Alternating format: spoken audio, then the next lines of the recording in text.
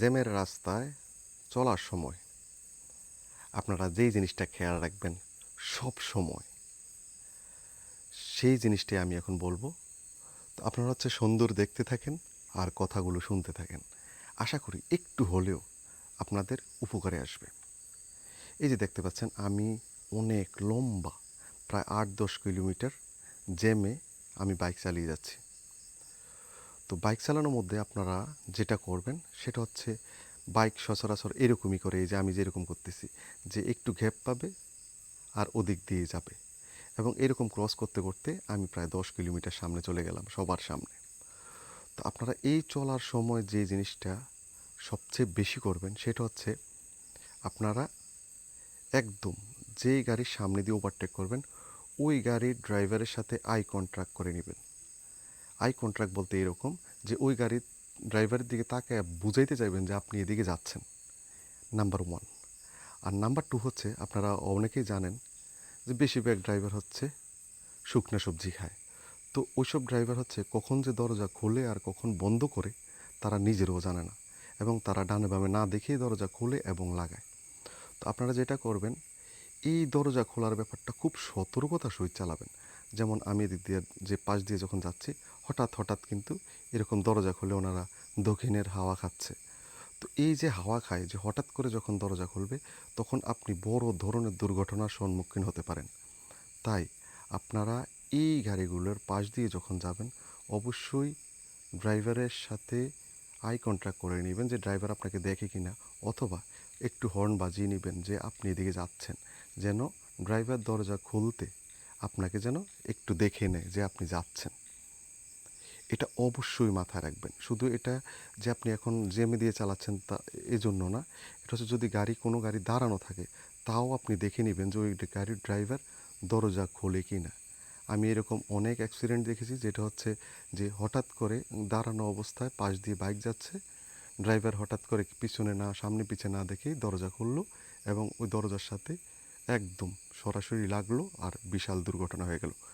তো আপনারা এই জিনিসটা অবশ্যই, এই বিষয়টাতে খুব সতর্ক থাকবেন এবং সাবধানতার সহিত মনে রাখবেন যে আপনি যে শুধু আপনি নিজেই একাই শুধু সবজি খাওয়া ছাড়া বেরোইছেন, আর সবাই সবজি খেয়ে বেরোইছে।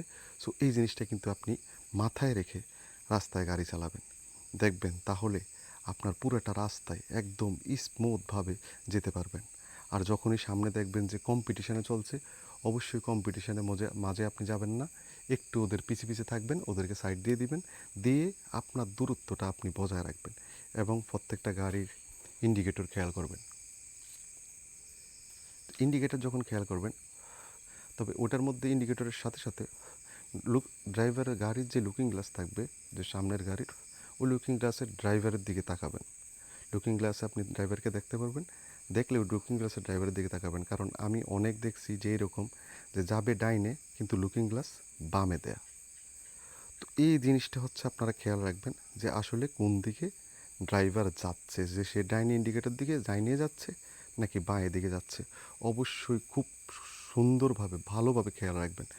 আর যদি আপনারা আরেকটা করতে পারেন, সেটা চলার পথে হালকা একটু ওদের গাড়ির যে সামনের যে চাকাগুলো থাকে, এদিকে একটু লক্ষ্য রাখবেন যে চাকাগুলো কি সোজা আছে না ডানে বামে করতেছে, এদিকে খেয়াল রাখবেন। কারণ অনেক ড্রাইভার আছে যে গাড়ি শুধু ডানে একবার বামে একবার করে।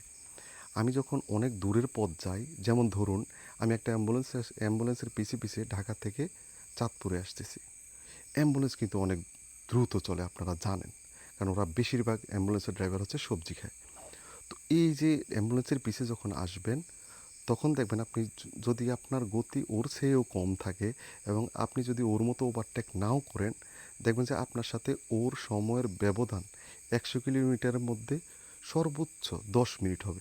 সো আপনি ১০ মিনিট সময়ের জন্য অযথা ডান বাম এবং খুব রিস্ক নিয়ে একদমই ওভারটেক করবেন না। আর ঘন ঘন লেন পরিবর্তন করবেন না। যে লেনে থাকবেন, একদম পিছনের ড্রাইভারকে প্রয়োজনে আপনার বাইকের বা গাড়ির ইন্ডিকেটর দিয়ে বুঝিয়ে দিবেন যে আপনি বাম পাশেই থাকতেছেন। এটা আপনার সুবিধার্থে। অবশ্যই আপনারা ডানে থাকেন বা বামে থাকেন, আপনার ইন্ডিকেটর দিয়ে পিছনের গাড়িকে বুঝিয়ে দিবেন, তাহলে আপনি নিশ্চিত যেতে পারবেন। আপনাদের সবার যাত্রা শুভ হোক, সবাই সাবধানে গাড়ি চালাবেন। অবশ্যই লাইট, ইন্ডিকেটর এগুলো সম্পর্কে 100% ধারণা নিয়ে তারপরে রাস্তায় গাড়ি নিয়ে বের হবেন। ধন্যবাদ সবাইকে। আশা করি ভিডিওটি আপনাদের ভালো লেগেছে।